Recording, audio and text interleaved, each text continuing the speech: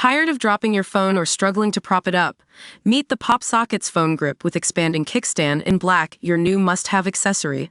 Don't miss out. Grab yours today. Click the link in the video description to shop now on Amazon. EU panic as bloc urgently needs 60 BN investment just to move troops to Eastern Front. Europe needs to spend at least 60 billion to rapidly complete its so-called battle map. The rail, road, sea, and air corridors, which all allow troops to move quickly to the front line in times of war. NATO has been desperately trying to persuade member states in Europe to fix crucial choke points since 2014, but have been met with obstacles including red tape and non-harmonized procedures. One problem is that capitals in Central and Eastern Europe have often been unwilling to force local authorities to pay the money needed to strengthen bridges so they can carry columns of heavy armor and widen roads. Another is that different countries have different rules. In one case, tanks from one member state were denied passage through another due to exceeding weight limits set by road traffic regulations, the EU's financial watchdog said in a recent report. This is especially key on bridges in Eastern Europe. Read more. UK Army left with just 60 tanks to help stave off Russia despite WW3 fears. The £60 billion estimate was disclosed by EU Commissioner for Defence and Space Andrius Kubilius. We need to develop that infrastructure according to NATO planning. Then, we need to see also the need to establish a very effective defense or protection of those strategically important infrastructure points. And in addition to that, we need to look into legal requirements, the former Lithuanian PM told Euronews.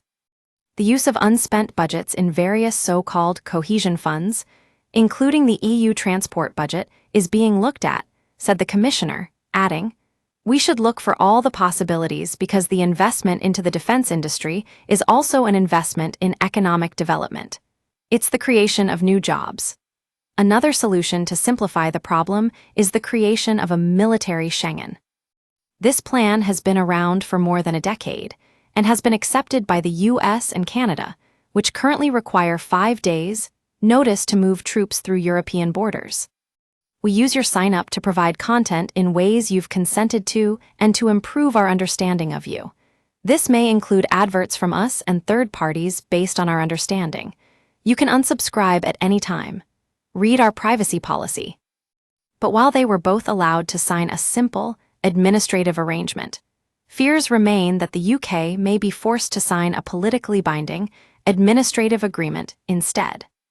Many of the conditions contained in the administrative agreement do not seem to relate directly to the swift transit of troops and armor across Europe.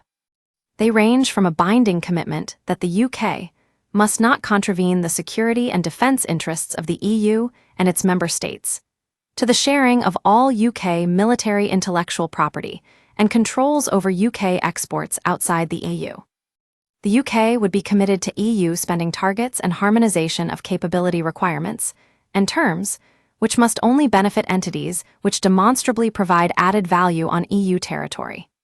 Crucially, Britain would be expected to exchange classified information with the EU, in keeping with post-Brexit regulations which see EU member states sharing intelligence openly. In December 2020, Defense Secretary Ben Wallace rejected joining, because we have serious concerns about the intellectual property rights and export controls that it would seek to impose.